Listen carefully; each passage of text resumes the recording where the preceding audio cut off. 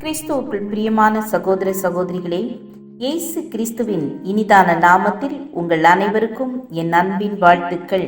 இன்றைய தினம் உங்களுக்காக கொடுக்கப்பட்ட வேத வசனம் எபிரேயர் 6ஆம் அதிகாரம் 11ஆம் வசனம்.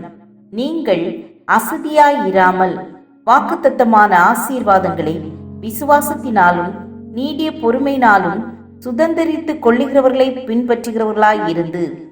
மீன் வியாபாரி ஒருவர் மீன் கடை ஒன்றை புதிதாக திறந்தார். கடையின் மேல் பகுதியில் இங்கு புதிய மீன்கள் விற்கப்படும் என்று எழுதி வைத்தார். நண்பர் ஒருவர் வந்தார். போர்டில் எழுதப்பட்ட வாசகத்தை படித்தார். இங்கு இந்த வார்த்தை தேவைதானா? கடை வைத்தால் அங்குதான் விற்பார்கள். இங்கு என்பது எழுத தெரியவில்லை. நண்பர் விரும்பியபடியே இங்கு என்ற வார்த்தையை வியாபாரி அளித்து விட்டார். புதிய மீன்கள் விற்கப்படும் என்று மட்டுமே தொங்கியது. மற்றொரு நண்பர் வந்தார். மீனே விற்பதற்காக தானே வைத்திருக்கிறாய், விற்காவிட்டால் கடை எதற்கு? புதிய மீன்கள் என்று மட்டும் இருந்தால் போதும் என்றார். இன்னொரு நண்பர் வந்தார். மற்றவர்கள் எல்லாரும் பழைய மீன்கள் விற்பது போலவும் நீ மட்டும் புதிய மீன்களை விற்பது போலவும் புதிய மீன்கள் என்று எழுதியிருக்கிறாயே. புதிய என்ற பகுதி வேண்டாம், அது மற்ற வியாபாரிகளை இழிவுபடுத்துகிறது. அப்படியே புதிய என்ற வார்த்தை அளிக்கப்பட்டது. நீங்கள் என்ற வார்த்தை மட்டுமே மிஞ்சியது. இன்னொருவர் வந்தார். மீன் கடைக்கு போர்டு எதற்கு? மெயினா வாடைத்தான் 2 மைல் தூரத்துக்கு அடிக்கிறது என்றார்.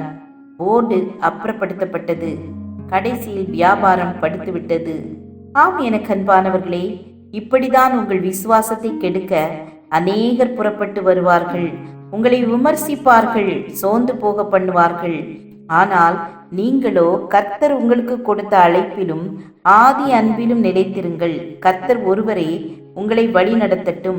அவருடைய கிருபை உங்களோடு இருப்பதாக. ஜெபம் செய்வோம். கிருபையும் இரக்கம் நிறைந்த கர்த்தாவே, நாங்கள் அசதியாயிராமல் எங்களுக்கு கொடுக்கப்பட்ட அழைப்பிலேயும் ஆதி அன்பிலேயும் நிலைத்திருக்க உதவி செய்ங்க. நீடிய பொறுமையோடு காத்திருந்து உம்முடைய ராஜ்யத்திற்கு வர உதவி செய்ங்க. இயேசுவின் நாமத்தில் பிதாவே, ஆமேன், ஆமேன். God bless you.